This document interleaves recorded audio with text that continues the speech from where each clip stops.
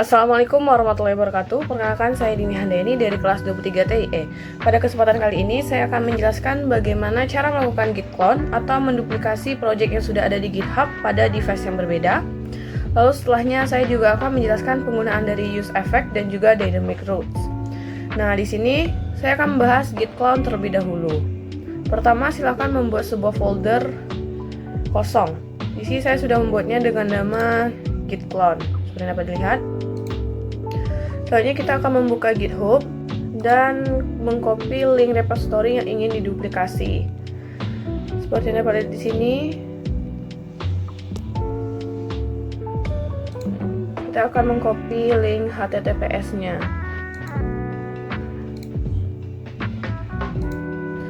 Nah, selanjutnya silakan kita membuka CMD atau terminal melalui Visual Studio Code.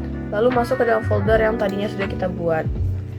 Selanjutnya jalankan perintah git clone, lalu paste link repository yang sebelumnya telah kita copy dan berikan titik di akhir, yang bertujuan untuk mengambil isi repository tanpa perlu membuat folder baru. Nah, setelah selesai, kita harus mengetikkan perintah npm install. Nah, npm install terlebih dahulu supaya nantinya project ini bisa berjalan dengan npm run dev. Karena project yang di remote repository itu tidak punya folder node modulus, sehingga package-nya itu perlu dibuild ulang. Setelahnya kita akan melakukan pengecekan apakah project itu bisa dijalankan dengan perintah npm run dev. Nah, selanjutnya saya akan menjelaskan mengenai use effect menggunakan project bertemakan Animal Center khusus kucing yang saya punya. Di mana pertama use effect sendiri itu merupakan hook yang digunakan untuk menjalankan kode setelah komponen itu selesai di render. Karena jika suatu kode itu kita letakkan tanpa use effect, maka ia akan terus dijalankan setiap komponennya di render. Nah, use effect sendiri itu punya 3 jenis. Yang pertama ada use effect tanpa dependency, di mana nantinya codingan atau fetch yang ada di dalam use effect itu akan dijalankan setiap kali komponennya di render. Lalu ada juga dependency dengan array kosong. Itu memungkinkan untuk menjalankan hanya satu kali saat komponen itu pertama kali dimuat.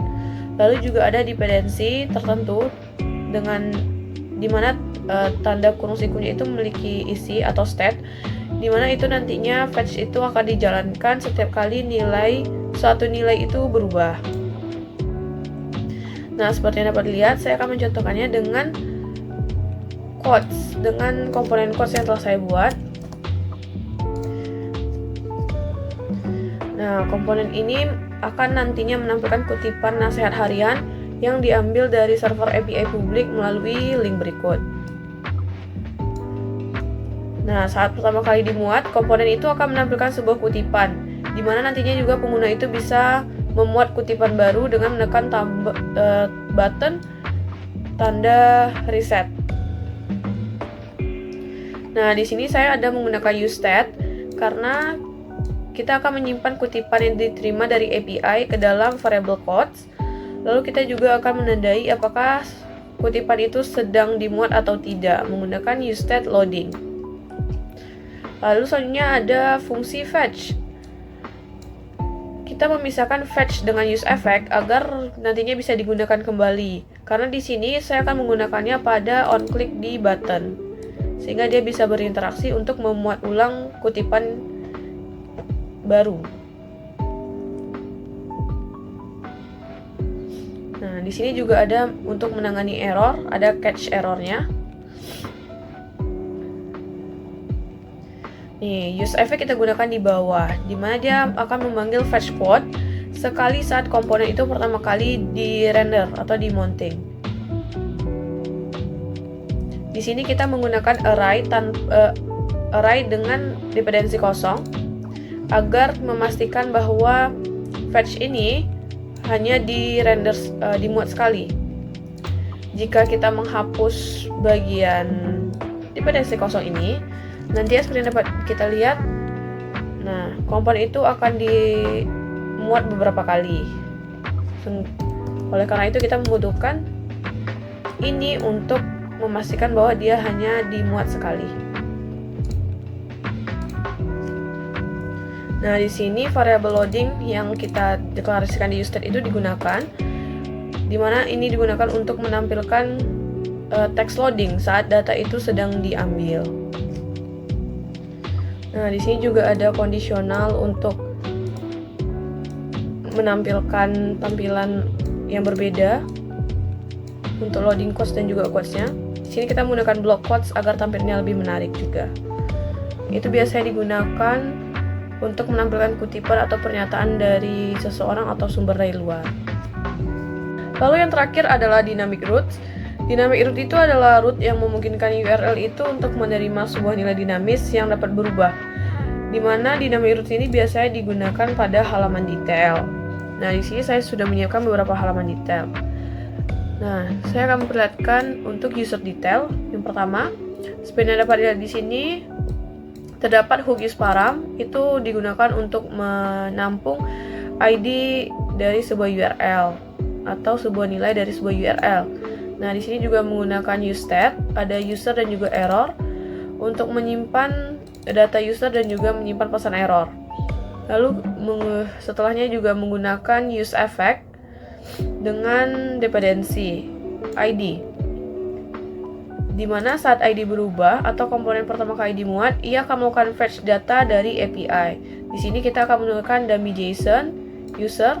Lalu di sini terdapat ID, di mana ia akan mencari data berdasarkan ID yang telah kita ambil menggunakan hook useParams.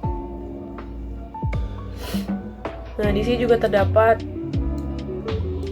pesan error yang akan tampil jika keluar error, dan juga jika tidak ditemukannya data yang cocok dengan ID, itu akan mengeluarkan sebuah tampilan loading saja.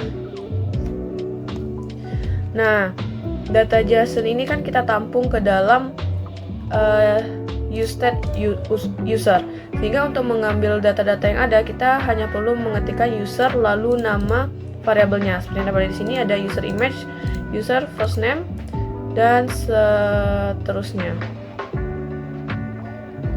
Nah, selain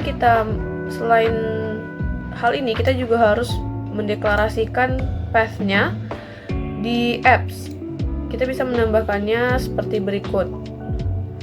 Menggunakan slice user terus .2 ID. .2 ID itulah yang nantinya akan diisi oleh ID si datanya. Nah, untuk menghubungkannya dengan table yang sebelumnya telah saya buat, itu kita bisa menambahkan link.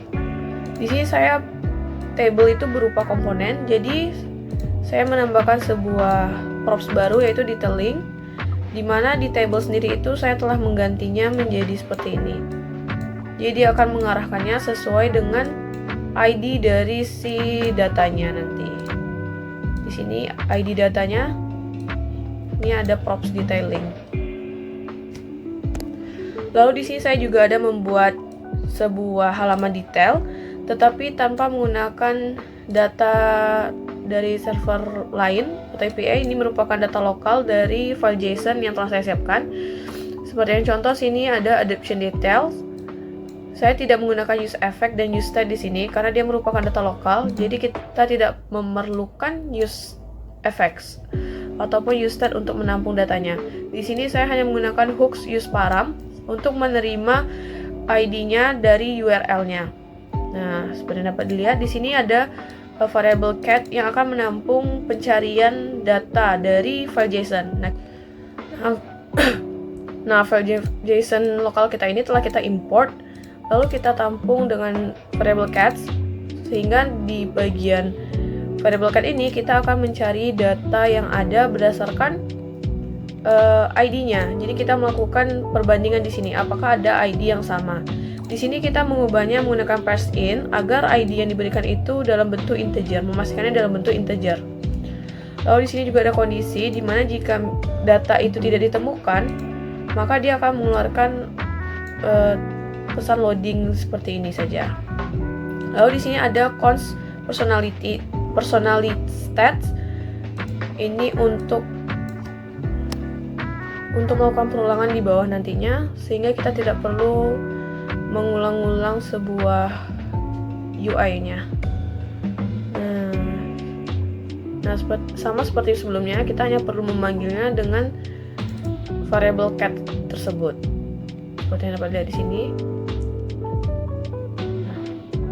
Nah, ini juga harus kita deklarasikan juga di file app untuk urutnya. Ini seperti yang dapat lihat, itu ada adoption .2 id. Lalu pada bagian file adoption sendiri, bagian detail itu kita harus mengelinknya ke path yang dituju dengan ID-nya. Seperti yang dapat lihat. Nah, untuk detail statistik dan juga tim details itu menggunakan hal yang sama dengan adoption detail ini. Untuk hasil dari perubahan ini dapat dilihat pada video berikut.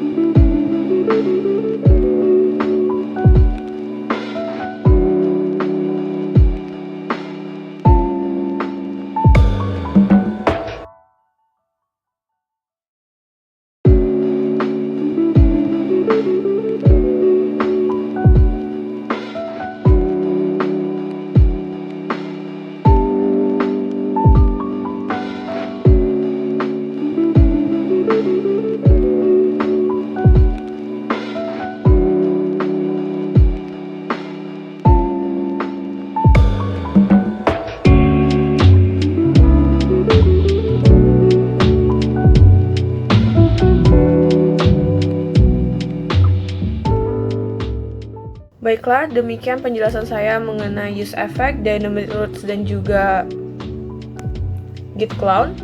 Demikian dari saya. Wassalamualaikum warahmatullahi wabarakatuh.